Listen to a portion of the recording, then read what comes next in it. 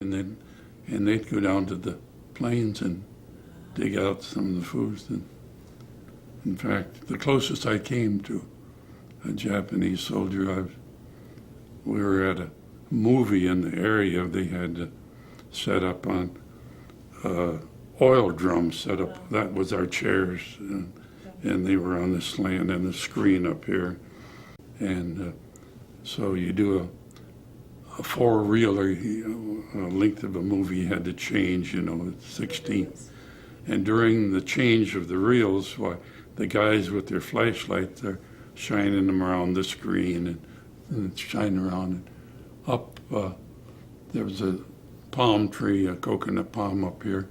And here's such a Japanese soldier watching the movie. Watching the movie with you. Yeah. This is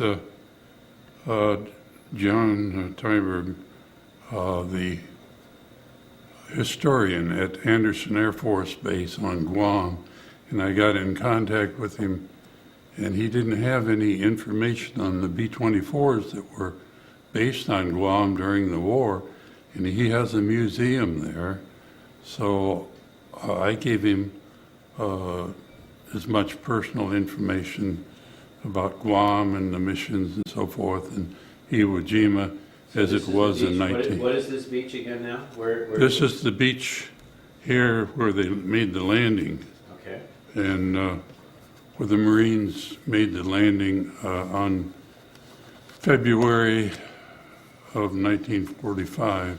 What else did you get there? And this is the way, this is the terminal, the tower and the radar today, and what you would see if you flew in there into Iwo Jima on a visit and so forth. And okay, what's the next one? and it's a broad area of Iwo Jima, the airport, and you can see a few of the buildings of the people that would have to live on the island to take care of any visitors and so forth. Great.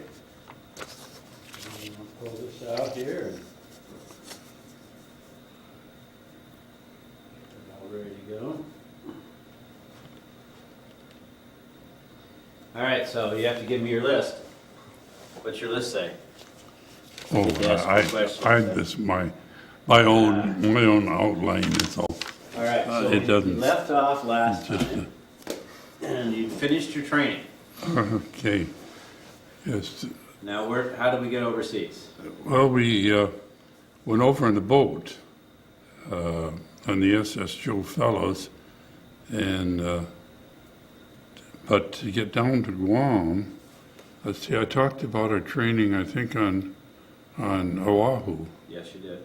And on the October the 26th, we departed by aircraft and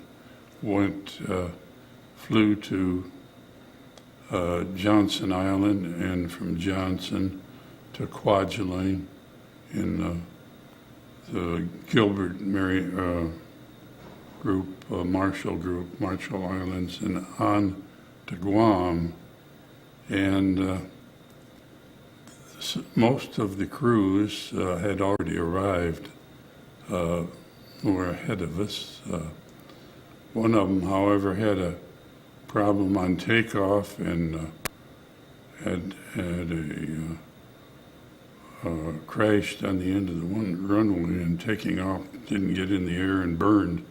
The aircraft burned, but everyone got out safely, and so we lost an aircraft.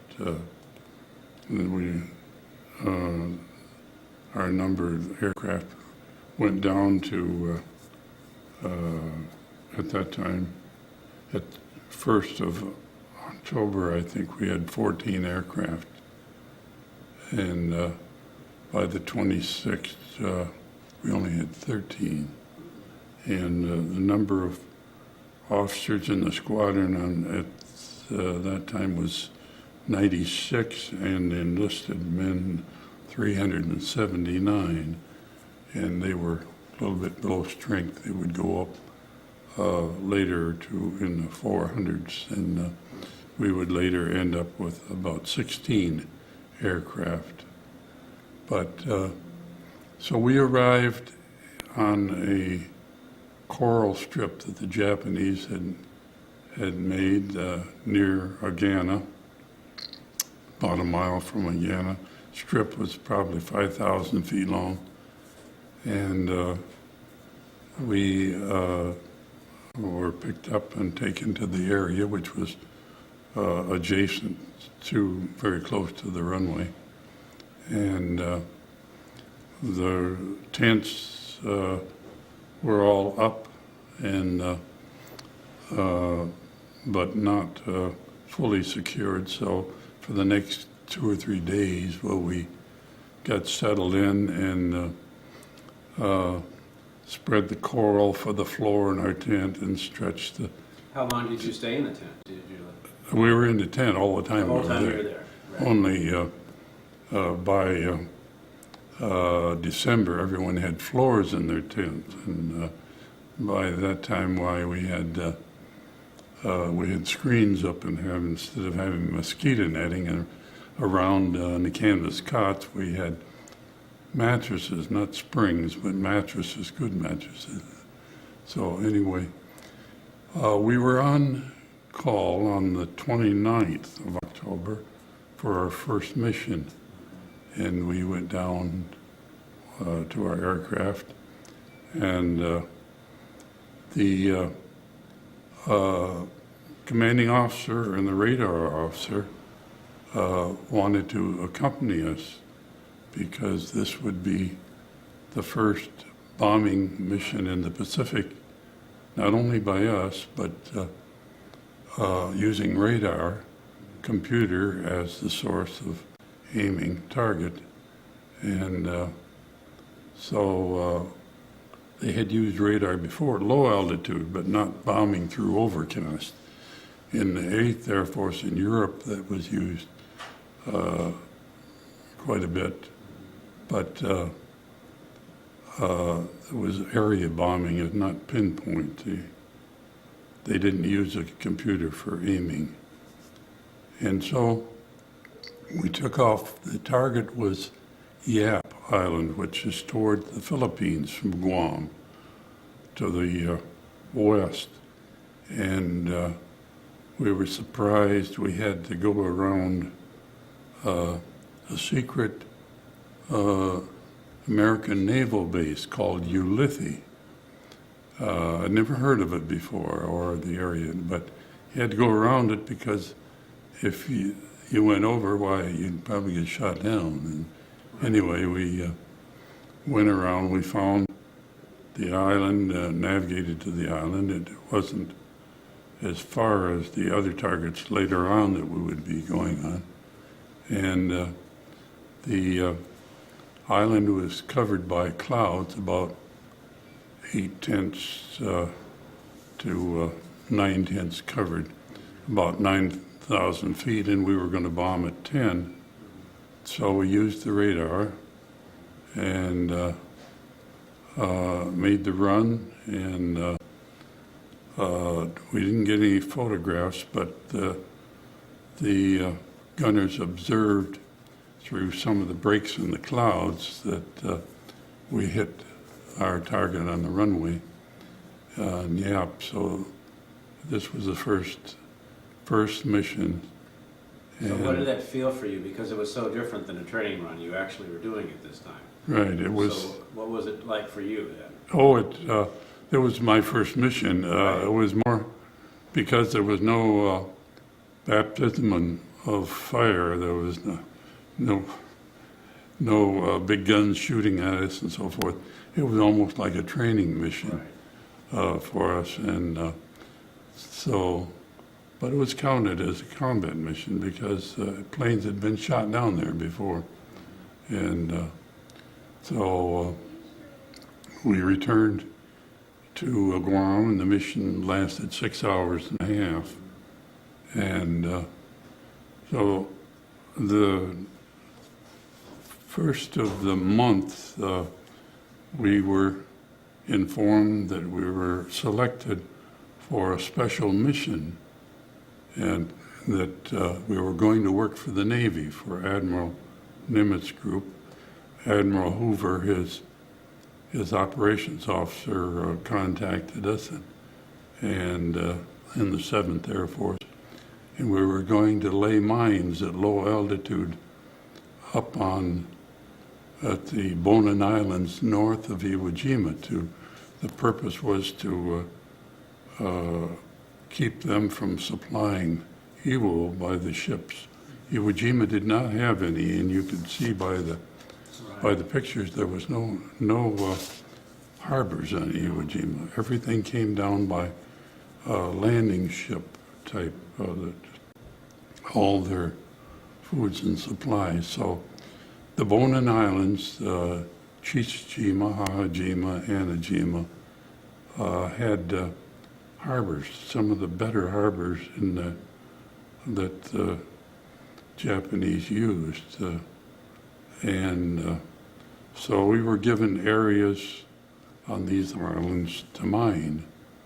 And so that we were briefed on the mines. They were 2 different sizes, 1,000-pound and 2,000-pound mines. And they were electromechanical type. They were not the contact. They would lay on the bottom, and depending on the size of the ship coming over, the acoustics would set them off and so forth, or the magnetic field around the supply ship. So the 1,000-pound mines were dropped from altitudes anywhere from 200 to 1,000 feet in altitude, and the 2,000 were dropped from 2,000 feet or 2,000 to 3,000 feet. We carried on one of the first missions, which was the 3rd of November, we carried 2 2,000-pound mines. I was on the first mission, and it was a 5-ship formation that arrived on the northern island of Anajima, and we arrived just at dusk, and we headed for the harbor area across the island, and all of a sudden the whole island lit up like a Christmas tree, and we had been briefed that there would be no problem. This was a milk run because they only had 3 machine guns, and all of a sudden Lieutenant Robinson in his plane next to us got a piece of flak through the windshield from a 75 millimeter and hit him in the chest, and it didn't penetrate, but broke the windshield on. He was the pilot. The commanding officer, Captain Stay, was leading the formation of 5 aircraft in a spread V formation, and we were out on the right tip of the V. So the gunners said, go ahead and shoot. All these lights coming up fire were them either firing machine guns or small weapons or whatever. So they fired back. So here the B-24 was being used for strafing, going down across the island. And as we got over the harbor on the other side of the island, we dropped our mines, and we made it home okay. And this mission was about 11 hours and a half, or much longer mission. And so that was our second mission. My third mission was, to me, was probably the most exciting, and for it I received a medal, and along with some of the other fellows. It was a mission that was planned by the squadron, and which was an asset. Someone up in behind the desk at headquarters wasn't planning missions. We were doing our own planning. And so on this mission,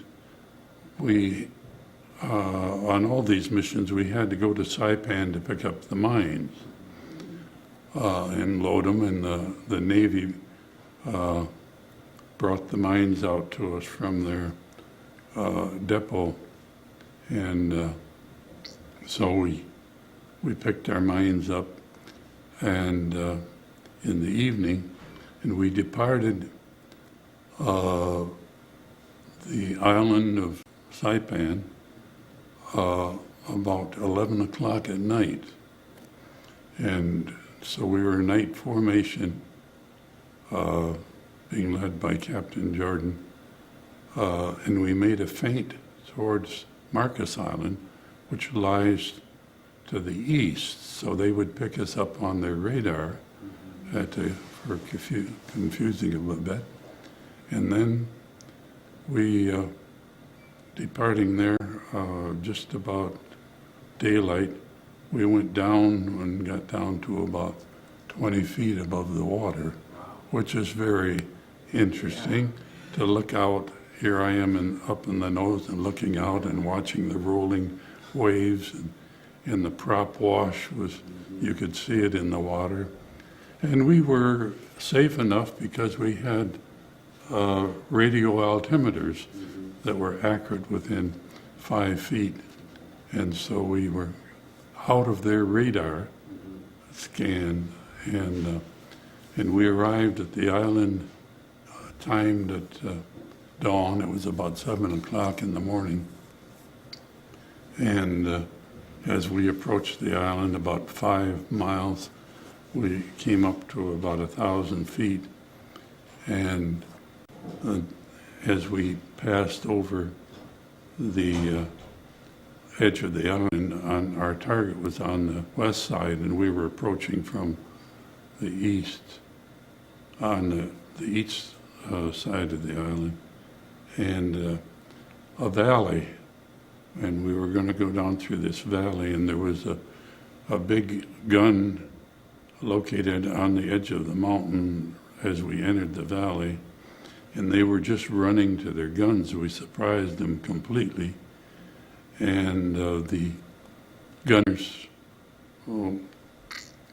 could fire at them, and as we went down through this valley about 200 feet above the ground, why they were coming out of their shacks and scattering all over, and the fellows gunners were strafing, and we, with the nose down, we were doing about 200 miles an hour, which was a little greater speed than we normally traveled, and we came out over the harbor and dropped our mines, and we carried 6 1,000-pound mines that we mined times 5 that we mined in this area, and there were 5 or 6 areas that they were given to lay the minefield. So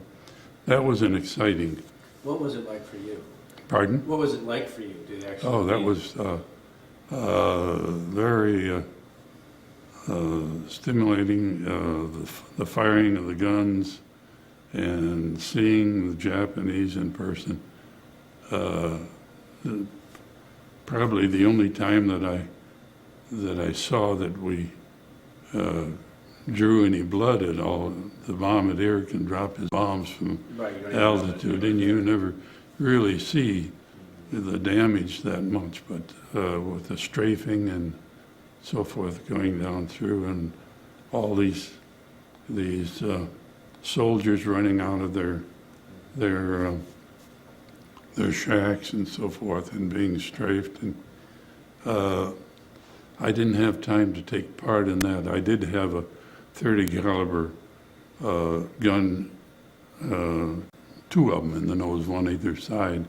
But I was getting ready with the sight and to drop the mines. And So were you in the glass enclosure? I was in the nose. Right, but you could see everything. And I'm looking at all this. Right. And so it was quite exciting. And there wasn't, I was too busy to be afraid, I guess. Right. And we surprised them so much that we didn't get shot at. And later, I would be on a mission where I was coming in on the target, and the shells bursting in front of me would keep getting closer and closer and closer to me as I saw them in the nose, and I'm almost sure we were going to get hit by, and I temporarily froze on that one and forgot to throw one of the switches on the panel until I looked down on the bombs. There was bombs this time instead of mines, and they didn't drop. So I had turned the switch on in a hurry, and the bombs dropped and so forth. On that one, I was petrified, to the point of really fearful that the next one was going to be hitting me, the puffs of flak right in front of my face almost. And Did you feel prepared for that? to some extent, I think that was really the baptism of fire that I had. After that, things, being shot at didn't bother me as much. I think I got in condition for it. Later on, I would be over Iwo Jima. I would be caught we would be caught as a single aircraft at night in the searchlights. And that's an experience in itself, to all of a sudden the lights are on you and it's all lit up in your area, and you know that you're going to be fired upon, and you better take evasive action now or you're going to be in trouble. And some of them used a team of an aircraft. They didn't have radar in their aircraft, and they would light their target up and then come in and shoot it down with another aircraft, or use their heavy artillery, their anti-aircraft file. But we continued this Mike mission, as it was called. This mining was continued for the month of November and 15 days into December, and we would have covered all the areas, and so our mission was basically for the low altitude mining was complete. So on the 15th, they gave us a new project because of the Japanese bombing Saipan and Tinian. In fact, on one of the trips back from one of the missions, it got into the evening hours, and we lost an engine. By that, one of our engines quit, and it was raining, and we had to lighten the aircraft up, and we had to get into the nearest place, which was Saipan. And coming into Saipan, we asked them to turn the landing lights, on the field lights on, and they said they couldn't. They were in process of being bombed by the enemy. So we, talking to the tower, we said, we're in trouble. We're only on 3 engines, and we have another engine that's heating up and so forth. And just give us a flash of about 10 seconds, and we'll line up as best we could. We were fortunate to have radar, Right. and we were coming in, making our approach, and we were down to about 100 feet on their approach. And so they flashed the runway lights on, and we were about 100 feet off to the Whoa. to one side, and we quickly made the correction and made the landing. And that was the first time after getting out of the aircraft being bombed by the Japanese. Well, they were being bombed from the first time they made a raid on Japan in retaliation. They were being bombed. The Japanese would fly from Honshu or whatever island they were using down to Iwo Jima and stage gas or whatever, and then fly on down because we're too far from Japan to fly.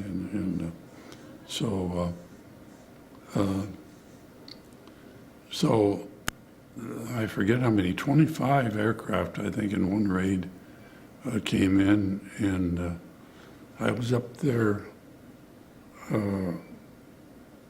one other time loading up, and we were bombed during the day, and we were being bombed. Now, Saipan had a squadron of night fighters, P-61 Black Widows, and also some fighters from P-47s, but they would get in over the field and were doing damage, and they were damaging, and not only damage, they were destroying B-29s.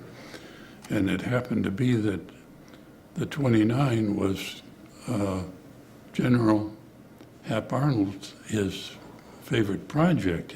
He was following that right along, and when he got the reports that from the start of November of their arrival on, they'd only arrived a week and already they were being bombed.